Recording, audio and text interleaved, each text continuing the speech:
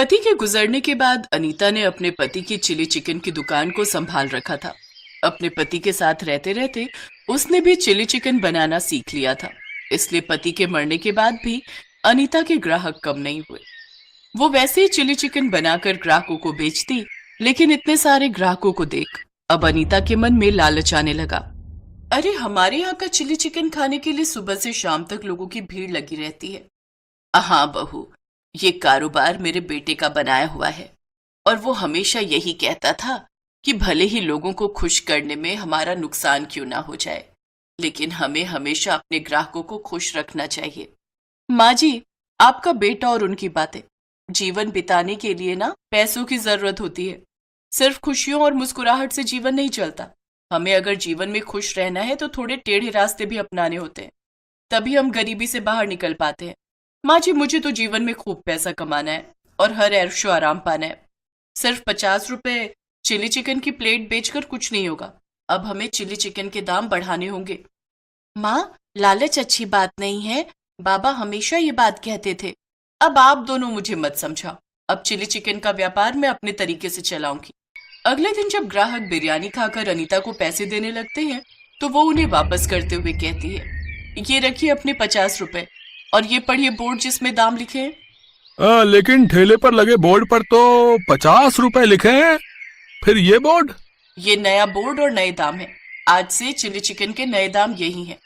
ये अच्छा तरीका है ग्राहकों को लूटने का, है?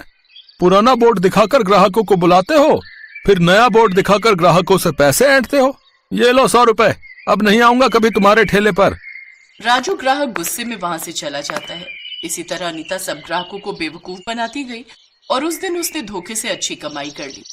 ये देख रूही, आज हमें कितनी कमाई हुई है। वाह वाह वाह वाह वाह, मजा आ गया।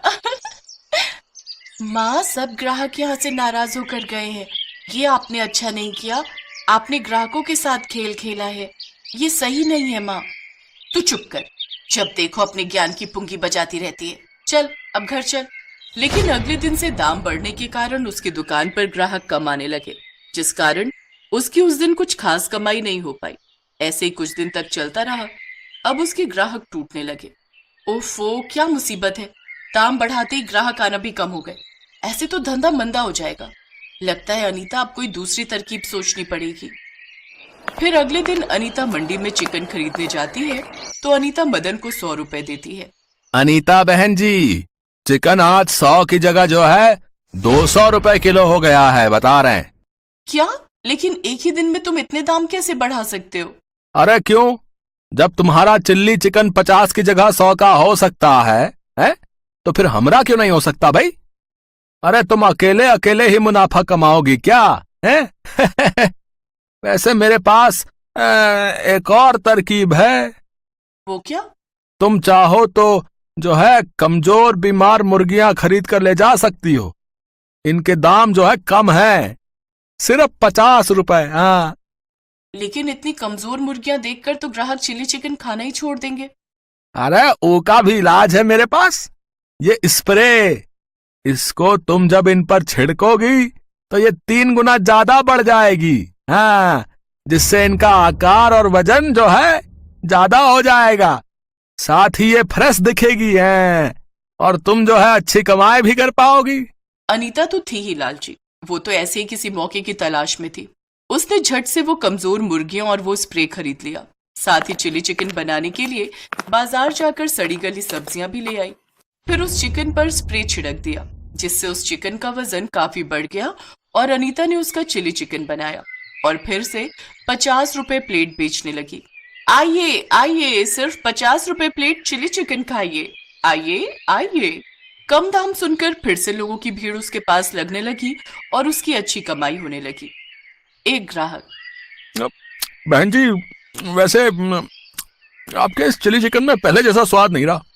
हाँ, बिल्कुल ठीक कहा आपने।